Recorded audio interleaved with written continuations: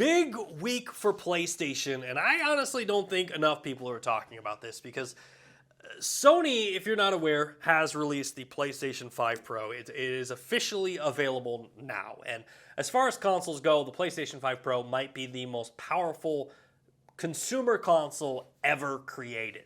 The console itself has an AMD Zen 2 8-core 16-thread processor with RDNA-based graphics engine, 16.7 teraflops, 16 gigabytes of GDDR6 RAM for gaming, with an additional 2 gigabytes of DDR5 RAM, of course, for console tools, and the console itself comes with a 2 terabyte solid-state drive. Now, all of that can be yours for the low cost of $700 US, and there is the story in all of this.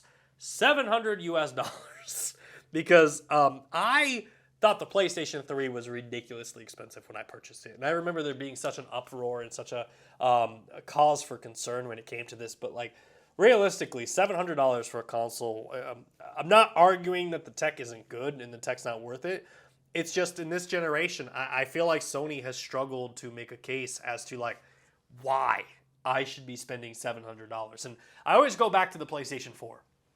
And I understand we're talking about different things here, but like, the original PlayStation 4 was cool. It was great. I still own my original PlayStation 4. But the time that the PlayStation 4 Pro came out, the argument to upgrade made 100% sense. Like, I was playing games like The Last of Us or Spider-Man or like other PlayStation 4 games, and my PlayStation 4 would sound like an F1, like an F engine. Like, just, it'd be roaring in my office, and it would be like, I've got to turn the TV up louder to ignore the fan. And like, the entire time, it's just static fan noise. So when they were like, we're coming out with the PlayStation 4 Pro that doesn't do that, 100% makes sense.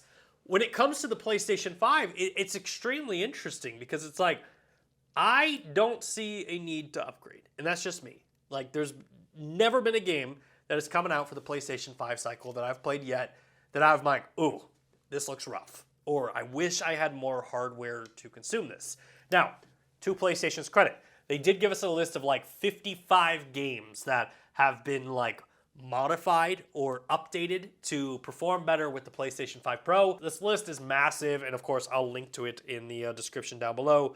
But you got games like Apex Legends, Assassin's Creed Mirage, Baldur's Gate 3, Call of Duty Black Ops 6, EA College Football, God of War Ragnarok, Marvel Spider-Man 2, No Man's Sky, Power World, Star Wars Jedi Survivor, and the Last of Us series. All games that with using the new PlayStation 5 Pro, it's estimated that like, hey, you will get a significantly better experience with using it, which look, I'm all for. But again, I don't understand the need to take this to like the next level. Like, none of those games sucked. None of those games performed so poorly on the PlayStation 5 that I'm like, man, wish I had it. Like, I struggled this week because like I was trying to come up with a joke of like what PlayStation could have done with the PlayStation 5 to make me want to like upgrade to the PlayStation 5 Pro. Like, what tools or what features? And I struggled because I feel like we're in a moment in gaming that like we're at such a good point when it comes to graphics and experiences and gameplay that anything that's going to be past this is just going to be so minuscule. Like, you're not going to be able to notice it. Like, if you were to take the N64 and then go to the GameCube, the differences are noticeable. If you go from the GameCube to the Switch, noticeable. If you go from PlayStation 2 to PlayStation 3, noticeable changes. PlayStation 3 to PlayStation 4, same thing. PlayStation 4 to PlayStation 5 was that first generational leap that I don't think we have seen a console truly show me like, oh shoot, we are in the next generation of gaming. Now, that being said, the people who have spent $700 are totally in on this console. I've seen tons of videos of people online absolutely loving their consoles, and mazel tov to y'all. So happy that it was worth your experience. For me, I guess it's like I've got to see it firsthand. I'm sitting here and I'm not really seeing anything online that I'm like, ooh, I need to get this. But at the same time, it's like I can't really judge it till I have it. So it's like, do I go out and spend $700 and test it out firsthand? Or like, do I just beg Sony to send me one? Which at this point, Sony's not going to send us one. Like, Sony sends it to the Kind of Funnies and the IGNs and the GameSpots of the world, the Nerf Gaming Newses of the world, the independent gaming media.